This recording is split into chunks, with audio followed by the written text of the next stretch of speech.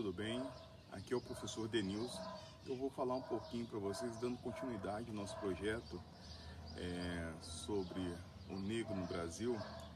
E peço já adianto para vocês que foi uma correria no mês de novembro, realmente. É um mês que é lembrado o negro. Mas precisamos entender que o negro não é lembrado somente no mês de novembro, mas em todos os momentos quando se fala de consciência negra. Esse projeto, junto com Marcelo Lopes, na Rádio Direito Brasil, onde está sendo desenvolvido a parte praticamente dessa entrada, um pouco da história do negro no Brasil.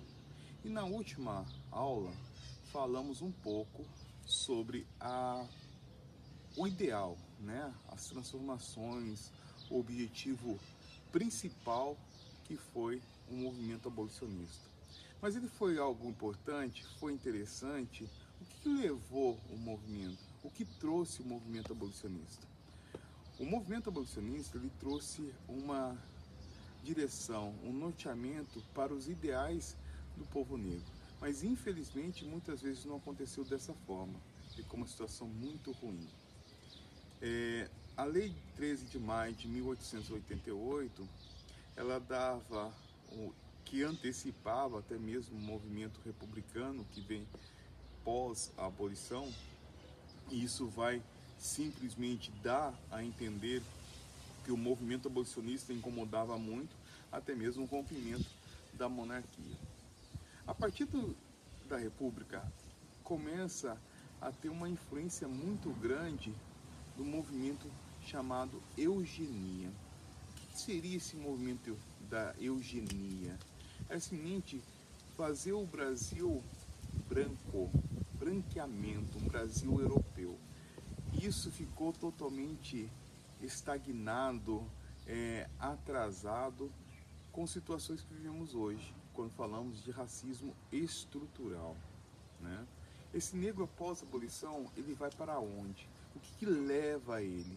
O que na verdade ele se deparou pós a escravidão? Se deparou com uma marginalização, marginalizou esse grupo, o negro, o preto, não aceitando ele nas camadas sociais, usando ele somente continuando, na verdade, como um objeto de trabalho, não escravo, liberto, mas com os trabalhos mais duros diante da sociedade, não aceito em hipótese alguma em todo o segmento do Brasil. E ficou muito nítido isso, Por exemplo, eu estou falando do Vale do Paraíba, um vale que faz o eixo Rio-São Paulo, Rio-São Paulo, aonde a escravidão aqui no vale, ela foi muito dolorosa. Um dos fatores vai ser o movimento da economia da época, no final desse movimento abolicionista, no final da escravidão do Brasil, que vai ser o ciclo do café. Então pegamos aqui o vale entre o Rio e São Paulo, sul de Minas, litoral, norte e assim por diante. Essa região ficou muito pesado a ideia de se colocar o negro como um trabalhador, formal ou sendo informal ou marginalizado. E o que mais duro falar para vocês, que isso sentimos hoje uma forma de racismo estrutural e ainda as pessoas não analisam dessa forma, porque não querem enxergar na verdade, porque isso incomoda muito. O movimento branqueamento, ele dava a entender o que? Esse negro ele era imperfeito. O que era perfeito era somente o branco, era colocado como elite, um propósito necessário. Quando eu acabei de falar para vocês do Vale do Paraíba, a partir de 1890, alguns fazendeiros do vale começavam a questionar uma indenização pela perda daquilo que produzia, daquilo que tinha como maquinário, como negro, uma peça.